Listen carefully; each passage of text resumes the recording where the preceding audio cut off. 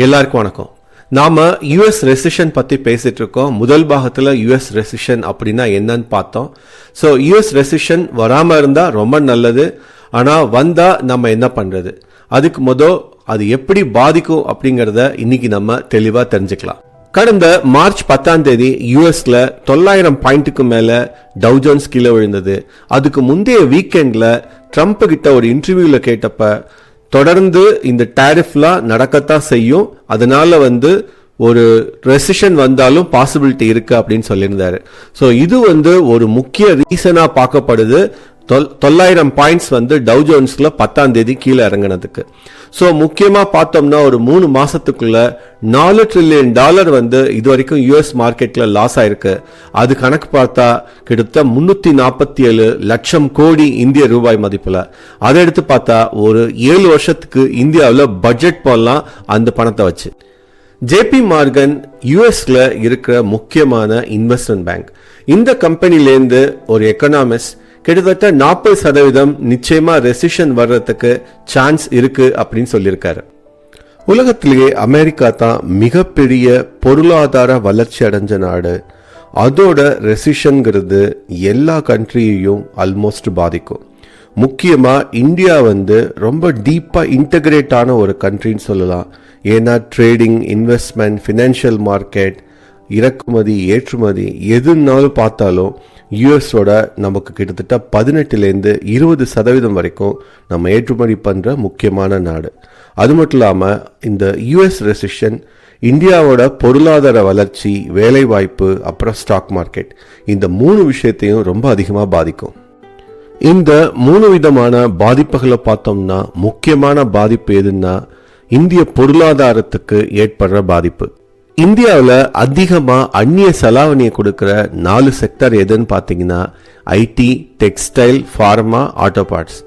So யூஎஸ்ல recession வந்தா இந்த 4லேருந்து கொடுக்கிற எக்ஸ்போர்ட் டிமாண்ட் கணிசமாக குறைஞ்சிரும்.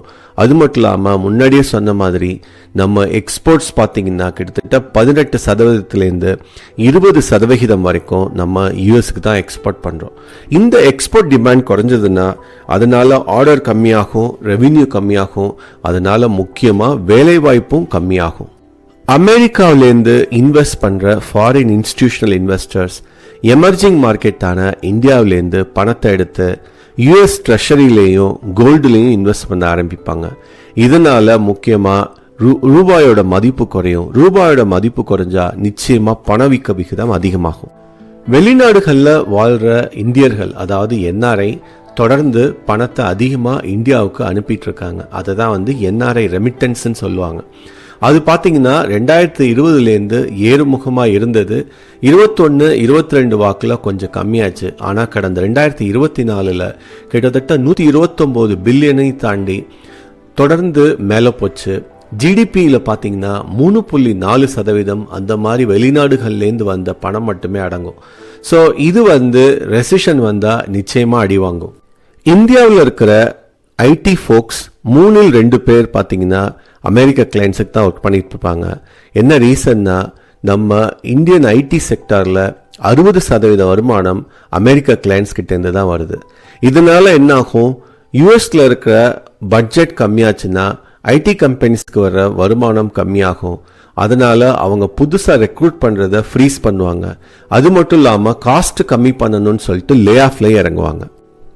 பிபிஓ, கேபிஓங்கிற மாதிரி சர்வீஸ் இண்டஸ்ட்ரியோ ரொம்ப அதிகமா பார்த்தீங்கன்னா யூஎஸ் கான்ட்ராக்டை நம்பி தான் இருக்கு. யூஎஸ்ல ஸ்லோ டவுன் ஆச்சுன்னா இந்த மாதிரி ஜாப் கட்ஸும் கால் சென்டர், டேட்டா சர்வீசஸ்லயும் நடக்கும். அதனால அங்கேயுமே வேலை வாய்ப்பு பிரச்சனைகள் உருவாகும். யூஎஸ்ல ரெசிஷன் அதிகாரப்பூர்வமா அறிவிக்கப்பட்டதுன்னா ரொம்ப அதிகமா பாதிக்கப்பட போறது ஷேர் மார்க்கெட். இந்தியா மட்டும் இல்ல, உலகளாவிய அளவுலேயே அது பாதிக்கப்படும். ஆனா இந்தியாவில் நிறைய ஃபாரின் இன்ஸ்டிடியூஷனல் இன்வெஸ்டர்ஸ் ஆல்ரெடி நிறைய பணத்தை வித்ட்ரா பண்ணிட்டாங்க. கிட்டத்தட்ட 10 லட்சம் கோடிக்கும் மேல கடந்த ஒரு வருஷத்துல மட்டுமே வித்ட்ரா பண்ணியிருக்காங்க. இந்த ஹெவி செல்லிங் வந்து இதுவரைக்கும் FII லெவல்ல இருக்கிறது, அதுக்கப்புறம் டொமஸ்டிக் இன்ஸ்டிடியூஷனல் இன்வெஸ்டர்ஸும் பண்ண ஆரம்பிச்சாங்கன்னா அது மிகப்பெரிய பேனிக் செல்லிங்கா மாறும். அதுக்கப்புறம் நிறைய பேர் ஆல்ரெடி SIP நிறுத்தணுமா, ஆல்ரெடி நிறுத்திட்டோம் அந்த மாதிரிலாம் சொல்லிட்டு இருக்கிறப்ப புதுசா வர இன்ஃப்ளோ ரொம்ப அதிகமா பாதிக்கப்படும். அதனால மார்க்கெட்டே வந்து சுத்தமா பேர் மார்க்கெட்டா மாறிடும். ஃபாரின் இன்ஸ்டிடியூஷனல் இன்வெஸ்டர்ஸ் டேட்டா கடந்த 10 வருஷம் எடுத்து பார்த்தீங்கன்னா 2014 2022க்குள்ள ரொம்ப கணிசமா இன்வெஸ்ட் பண்ணிட்டு இருந்தது. 2023 தொடர்ந்து FII செல்லிங் ஸ்டார்ட் ஆச்சு. அதுவும் இல்லையும் 2024 அது ரொம்ப இன்டென்சிஃபை ஆகி கிட்டத்தட்ட 10,50,000 கோடிக்கும் மேல இது வரைக்கும் வித்திருக்காங்க.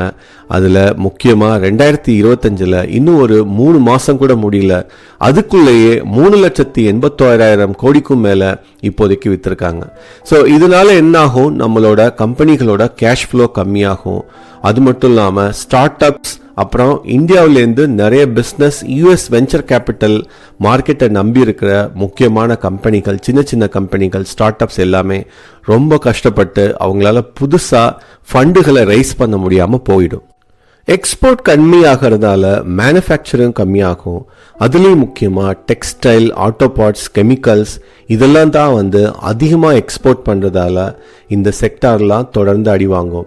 இதனால வந்து ப்ரொடக்ஷன் குறையிறதால ஒர்க் ஃபோர்ஸும் ரொம்ப கம்மியாகும். அங்கேயுமே வந்து வேலைவாய்ப்பு பிரச்சனைகள் பூதாகரமாக ஆகும். ரெசிஷன் வந்தால் உடனே இம்பேக்ட் தெரிகிற 2 செக்டார் எதுன்னு கேட்டிங்கன்னா, ஒன்று IT, இன்னொன்று வந்து பேங்கிங். இது ரெண்டும் தான் வந்து ரொம்ப ஃபாஸ்ட்டாக கீழே விழும். ஏன்னா வந்து பேங்கிங் முக்கியமாக வந்து ரூபாயோட மதிப்பு குறைய குறைய ரொம்ப அடி வாங்கும். அதுக்கப்புறம் NBFCயும் அதே காரணம்தான்.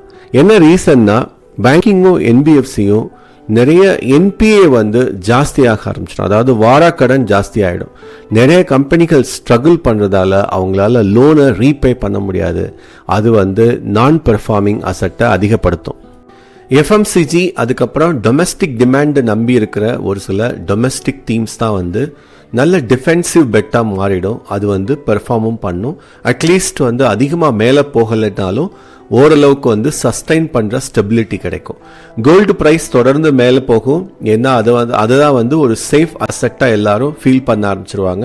ஆல்ரெடி இதை வந்து கடந்த 2-3 வருஷமாக நம்ம பார்த்துட்டு இருக்கோம். ஏன்னா 5,000 7,000 கண்ணை மூடி கண்ணை திறக்கிறதுக்குள்ளே ஆயிடுச்சு. இப்போ 8,000 தாண்டி மேலே போயிடுச்சு. இது இன்னும் அதிகமாக தான் மேலே போக வாய்ப்பு அதிகம். பொதுவாக இந்த மாதிரி மார்க்கெட் கரெக்ஷன்ஸ் வந்து ஒரு நல்ல லாங் டேர்ம் பையிங் ஆப்பர்ச்சுனிட்டி கொடுக்குதுங்கிறது தான் உண்மை. முக்கியமாக கடந்த ரெசிஷன் எடுத்து பார்த்தாலும், அதாவது 2008 2013 டயத்துலலாம் எடுத்து பார்த்தீங்கன்னா US மார்க்கெட்டோட இந்தியன் மார்க்கெட் வந்து ரீபவுண்ட் ஆனது ரொம்ப ஃபாஸ்ட்டு, ரொம்ப ஸ்ட்ராங்.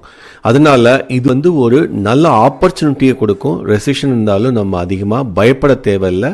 அதுக்கு நம்ம ப்ரிப்பேர்ட் ஆகி இருக்கிறதா ரொம்ப முக்கியம். ஸோ முடிவாக யூஎஸில் ரெசிஷன் வந்து ஒன்று வர்றது கன்ஃபார்ம் ஆச்சுன்னா அது நிச்சயமாக இந்தியாவில் எக்ஸ்போர்ட்டை பாதிக்கும், ஜாப் மார்க்கெட்டை பாதிக்கும். அப்புறம் முக்கியமாக ஸ்டாக் மார்க்கெட்டில் ரொம்ப அதிக வொலட்டாலிட்டியை கிரியேட் பண்ணும். ரூபாயோட மதிப்பும் வந்து கீழே போகும். இருந்தாலும் இந்தியாவில் இப்போதைக்கு டொமஸ்டிக் கன்சம்ஷன் ரொம்ப அதிகமாகிட்டு இருக்கு. அப்புறம் கவர்மெண்ட்டோட இன்டர்வென்ஷனும் வந்து ஓரளவுக்கு நல்ல பாசிட்டிவாக ஹெல்த்தியாக மாறிட்டு இருக்கு. அதுக்கப்புறம் லாங் டேர்ம் இன்வெஸ்டர்ஸ் வந்து என்னதான் வந்து FII வெளியில் போனாலும் நமக்கு வந்து நிறைய பையிங் ஆப்பர்ச்சுனிட்டி கிரியேட் பண்ணும். நிறைய குவாலிட்டி ஸ்டாக்ஸை வாங்குறதுக்கு ஒரு நல்ல சமயம் கிடைக்கும். அது மட்டும் இல்லாமல் ஸ்மால் இன்வெஸ்டர்ஸ் எப்போதுமே ஃபோக்கஸ் பண்ண வேண்டியது கேபிட்டல் ப்ரொடெக்ஷன் தான் இந்த மாதிரி சமயங்களில். அதனால ஈக்விட்டியில் இன்வெஸ்ட் பண்ணுறது ரொம்ப கேர்ஃபுல்லாக பண்ணணும். அமெரிக்காவில் ரெசிஷன் வந்துடுச்சுன்னா நம்ம எப்படி தயாராகிறது அப்படிங்கிறத பற்றி நாளைக்கு நம்ம பேசுவோம்.